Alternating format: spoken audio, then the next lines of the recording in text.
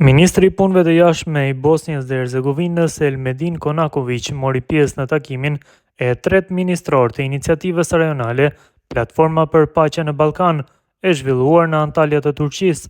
Në panel ku mori pjesë edhe ministri i Punëve të Jashtme të Serbisë Marko Đurić, ai e kritikoi ashpër qëndrimin e udhëheqjes serbe të udhëhequr nga Aleksandar Vučić ndaj Bosnjës dhe Hercegovinës. Duke folur për marrëdhëniet reciproke, ai theksoi dallimet kryesore mes tyre. Konaković theksoi se vendet në rajon nuk duhet ta duan njëra tjetrën për të qenë fqinj të mirë, por se ndershmëria dhe përgjegjësia janë çelësi për ndërtimin e besimit. Nuk mund të gënjejmë dhe të presim besim pas gjithçkaje që ndodh gjatë luftës në Bosnjë dhe Hercegovinë, të cilën unë e quaj agresion. Marrëdhëniet janë dëmtuar. Nëse kriminalet e luftës fshihen ose lavdërohen, nuk mund të flasim për marrëdhënie të mira fqinjësore, tha Konaković.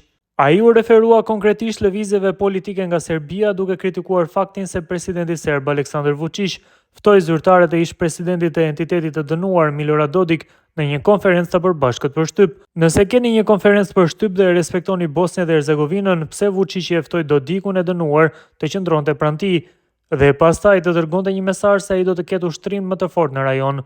Zhlejka Cvijanović dhe Dodiku qëndruan pranë tij në Beograd. Ai e ftoi ish-presidentin e dënuar të qëndronte pranë tij dhe foli për ushtrin më të fortë në rajon. A është ky respekt? A është kjo e saktë? Pyeti Konaković me tone të ashpra Đurić.